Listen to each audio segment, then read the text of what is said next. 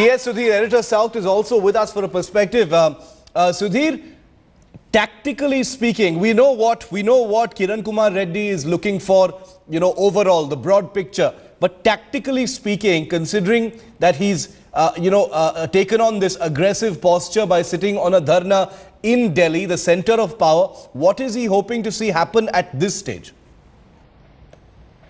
Well, the idea essentially is to put pressure on the Congess High Command that even at this late juncture, they can actually roll back their decision on Telangana. While that is not likely to happen, he wants to embarrass the Congess High Command by actually taking it to the streets. What he is doing is something like what Arvind Kejriwal did a couple of weeks ago, and this is certainly not going to go down very well with the Congress leadership. My sources in the Congress tell me that they are not feeling good about the fact that the Chief Minister comes all the way from Hyderabad and actually sits on a Dharna. Yes. And in a way, also talking about the fact that what the Congress High Command is doing is only with the elections in Telangana in mind. So in that sense, not going down very well at all. But essentially the ploy is to put enough pressure both on the President of India as well as the UPA government to ensure that the bill does not come in Parliament. And if it comes in Parliament, the back channel talks are on with the BJP, with other parties, both by Kiran Kumar Reddy, by Chandrababu Naidu and by Jagan Mohan Reddy, the three architects of the Seemandhra region, to ensure that the bill is defeated in Parliament.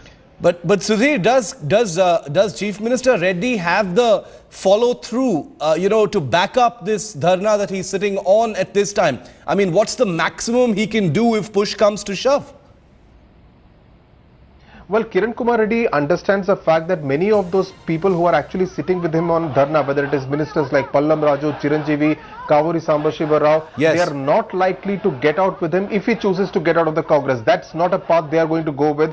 Many of the ministers here in the Andhra Pradesh cabinet have told me that they have told Kiran Kumar Reddy in no uncertain terms that we will not quit the Congress. So while staying in the Congress, what's the maximum extent to which they can actually defy the High Command?